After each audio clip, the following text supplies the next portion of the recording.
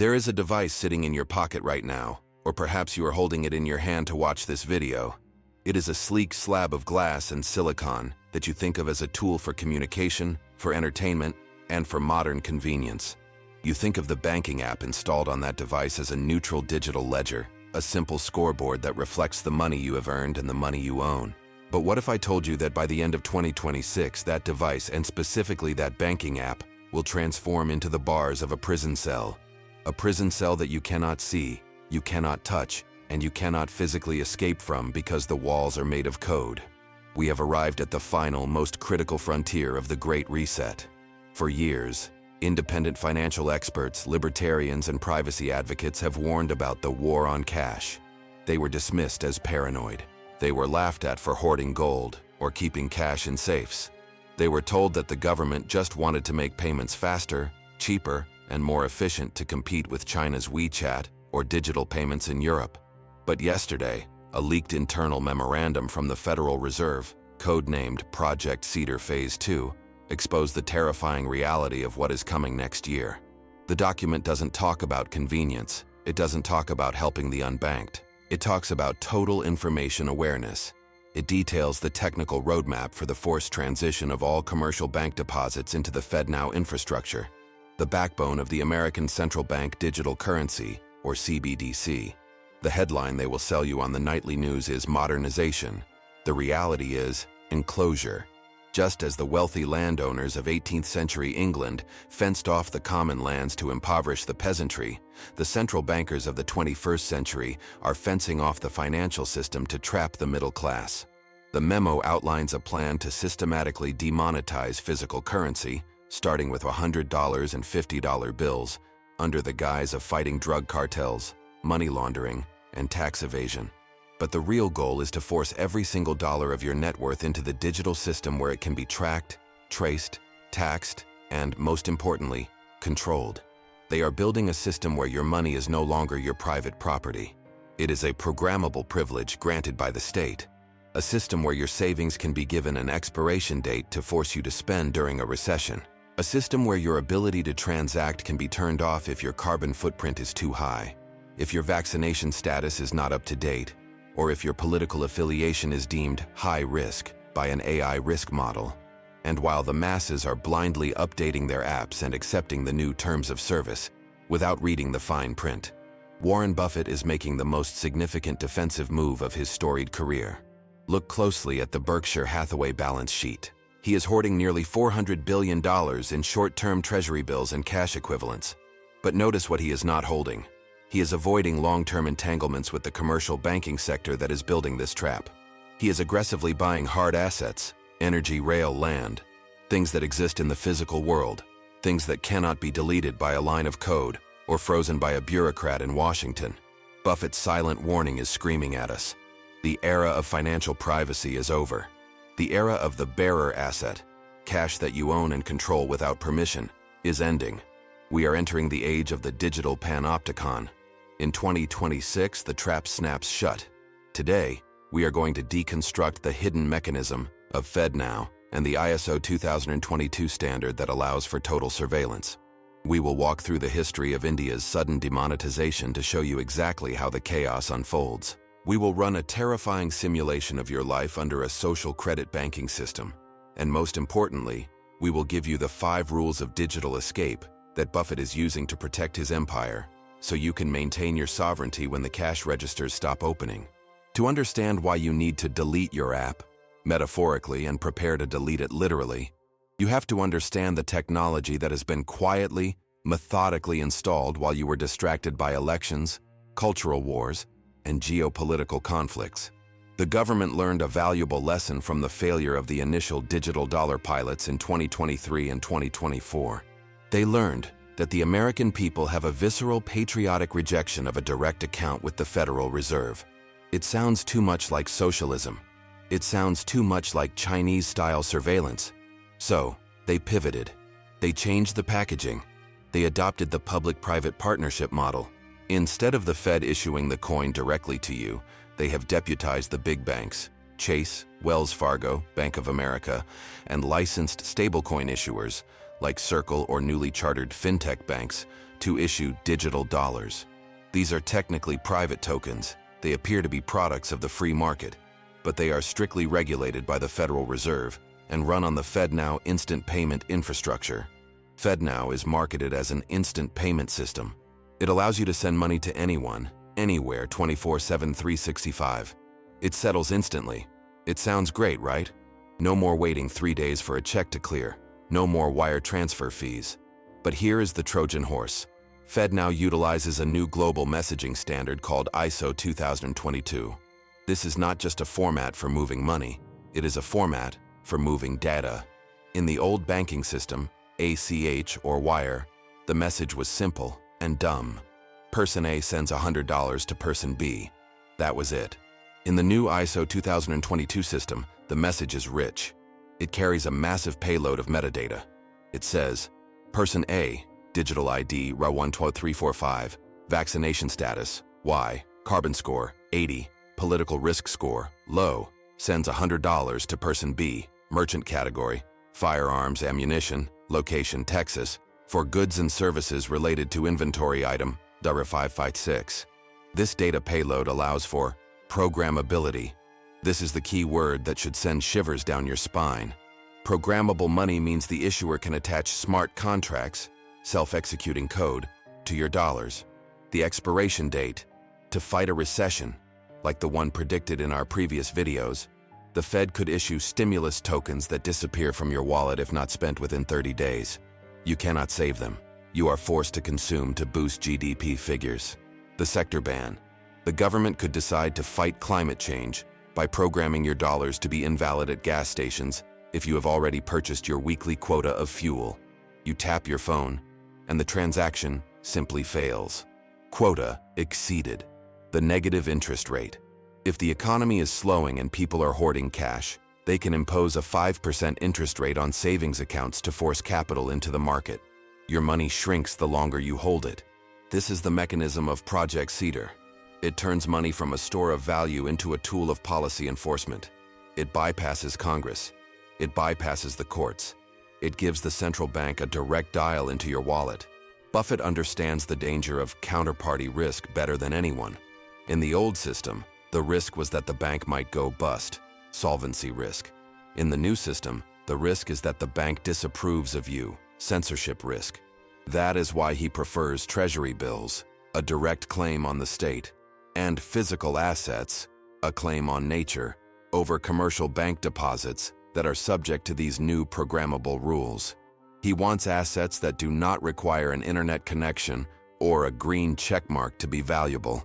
We must validate this thesis with history because the establishment will tell you, we would never ban cash. That's a conspiracy theory. Physical money is here to stay.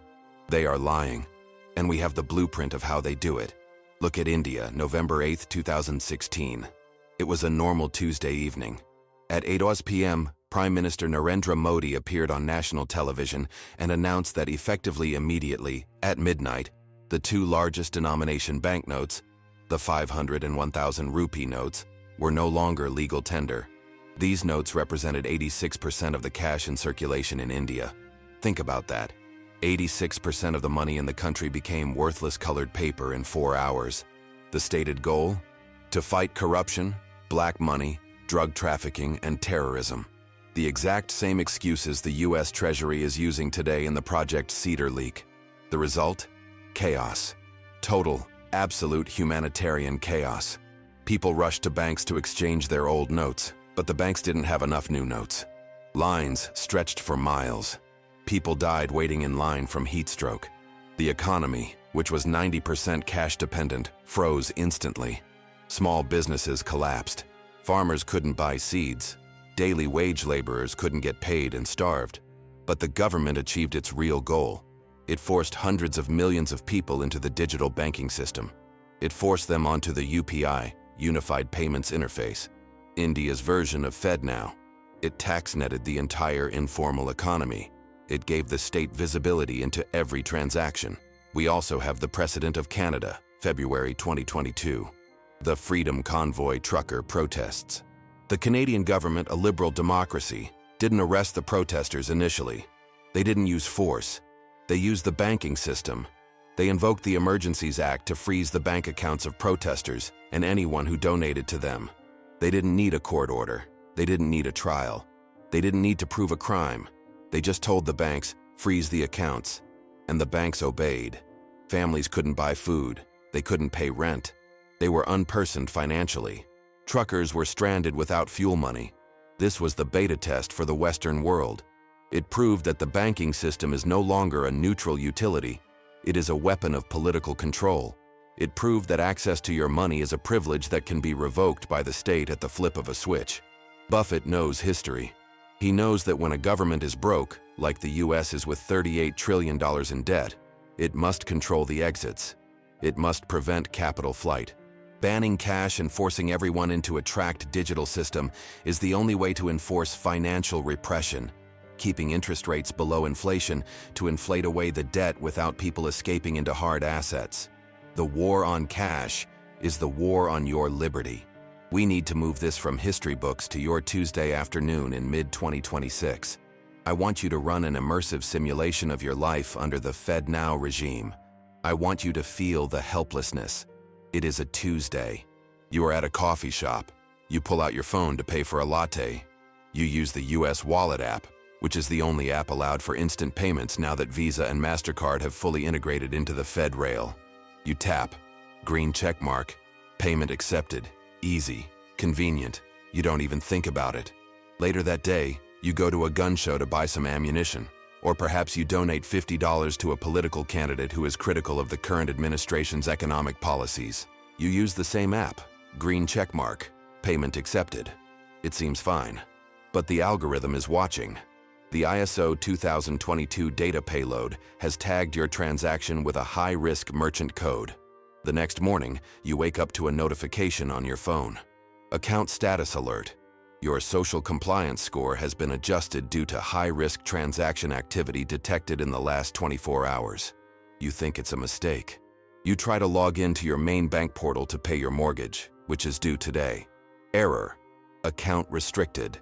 Your account has been placed under provisional review for 7 days due to potential violation of community standards regarding harmful purchases. Access to funds is temporarily suspended pending investigation. You panic. You drive to the local bank branch. You walk up to the teller.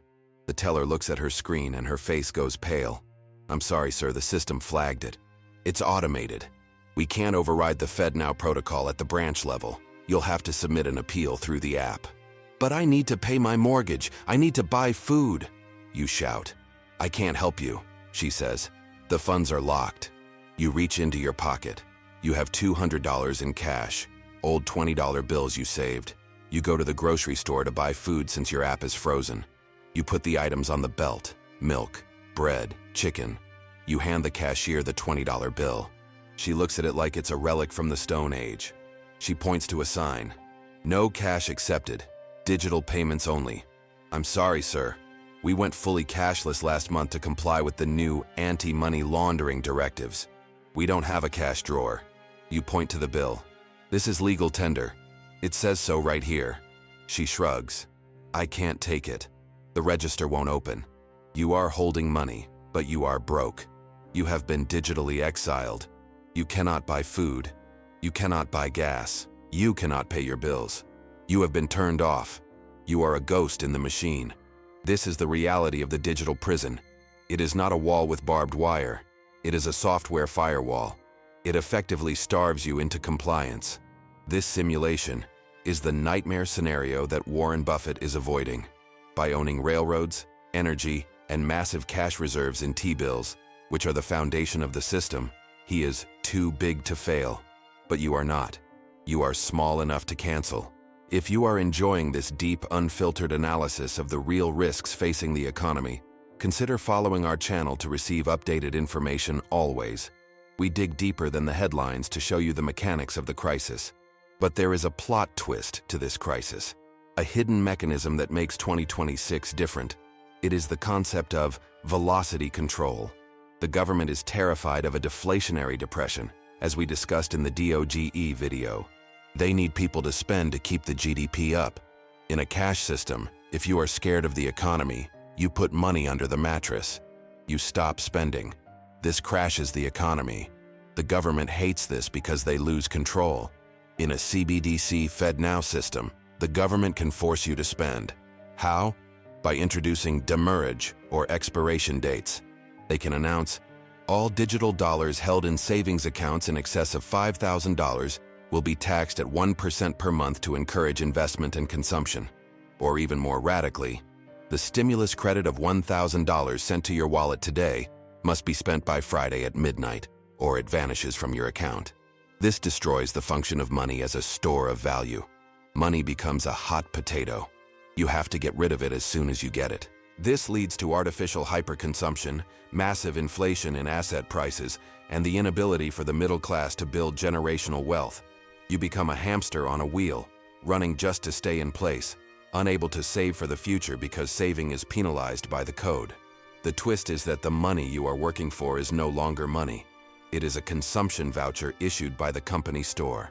It is a token that only has value when and where the issuer says it does. Buffett sees this. That is why he is buying real assets. You cannot put an expiration date on a barrel of oil. You cannot put a negative interest rate on a railroad track. You cannot program a gold coin to disappear. Physical assets are the only shield against programmable money. This leads us to the masterclass sector analysis. How is Warren Buffett positioning for the death of cash? He is building an analog portfolio, assets that work in the physical world, independent of the digital grid. Energy, the ultimate currency. I cannot stress this enough. Buffett keeps buying oil, Occidental Chevron. Why? Because energy is the base layer of reality. If the digital system crashes, or if the currency becomes worthless, a barrel of oil is still the most valuable thing on Earth. It powers the tractors, the trucks, the tanks. It is the only currency that matters in a crisis. You can trade oil for anything. Productive land, indirectly. Through his ownership of businesses that serve agriculture and construction, John Deere via Berkshire's portfolio, BNSF moving grain, he is betting on the land. People need to eat. Food is an analog necessity. You cannot eat Bitcoin. You cannot eat a digital dollar. Gold, the anti-CBDC.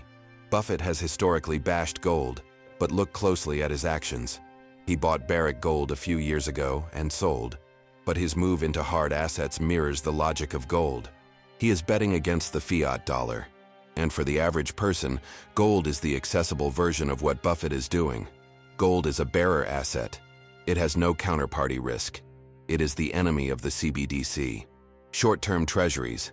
He holds T-bills because they are the collateral of the system. Even in a CBDC world, the system needs collateral. T-bills are the safest place to park liquidity inside the system while waiting to deploy it into real assets outside the system. The blast zone for 2026 is the fintech sector. PayPal, Block, Affirm, and regional banks. These entities will be absorbed or crushed by the FedNow monopoly. Why use PayPal when the Fed offers the same service for free, but with surveillance? Why use a regional bank when the Fed offers a safer digital wallet? Now we must pivot to the concrete actions you need to take. The warning is useless without a survival guide. The title says delete your app, but you can't literally delete the banking system from your life yet. You need a transition strategy. Action 1. Build a privacy firewall with physical cash while you can. While large bills are still legal tender, withdraw a significant emergency fund in physical cash. Focus on small denominations, 10s, 20s, 50s. Do this before the 2026 recall of large bills begins. Physical cash is the only transaction method that leaves zero digital footprint. It is the only freedom money left. Even if they eventually ban it, there will be a transition period of years where cash will trade at a premium in the gray market. Having cash gives you options when the digital system freezes or restricts you. Action 2. The unbanking strategy. Do not keep all your eggs in one digital basket. Open accounts at a local credit union, which are less integrated into the global surveillance grid than the too-big-to-fail banks. Maintain a bare minimum balance in the digital system for bills and move the rest of your wealth into assets that are not digital deposits. Treat the bank like a utility, not a storage vault. Action 3. Own bearer assets. Gold and silver. This is non-negotiable. You must own wealth that is not a liability of a bank. Buy physical gold and silver coins, American Eagles, Canadian Maples, not ETFs, GLD, SLV, which are paper promises. Physical metal in your hand. Gold cannot be frozen. Silver cannot be tracked. If your digital wallet is locked, a silver coin can buy groceries from a farmer. It is your sovereignty. Aim for 5 to 10% of your net worth. Action 4. Establish local supply chains. If the digital payment system is used to ration food, as discussed in the price control video, you need a way to buy food outside the supermarket scanner. Build relationships with local farmers, butchers, and markets who accept cash. If you can buy half a cow for cash and put it in a freezer, you have secured your food supply without a digital ID check. You have opted out of the surveillance grid for your calories. Action 5. Reduce your digital footprint. Stop using rewards cards that track your purchases. Stop using buy now, pay later apps that map your consumption habits. Use cash for sensitive purchases. The less data the algorithm has on you, the less it can manipulate your social score later. Be a gray man in the digital world. The final verdict on the digital dollar of 2026 is a call to resistance. The era of passive financial privacy is ending. The default setting is now surveillance. This transition is inevitable because the debt crisis requires it. The government needs total control to prevent the collapse of the dollar. They will sell it to you as convenience, but it is a cage. Warren Buffett isn't waiting. He is moving his chips to squares on the board that the government cannot easily erase or turn off. He is buying the physical world. You must do the same. Do not wait for the email telling you that your bank account is migrating to the federal wallet. By then, the terms of service will have already been signed for you. You need to position yourself now. Get physical. Get real assets. Get private. Be like Buffett. See the trap, understand the mechanism, and quietly walk out of the digital prison before the bars slam shut. The app on your phone is not your friend. It is the shackle. Your job is to find the key. I am immensely grateful to you for staying until the end of this critical warning. This information is actively suppressed because it threatens the adoption of the new system. If you found this breakdown valuable, make sure to like and subscribe so we can keep bringing you the truth about the financial system that the brochures leave out. Stay vigilant, stay free, and we will see you in the next video.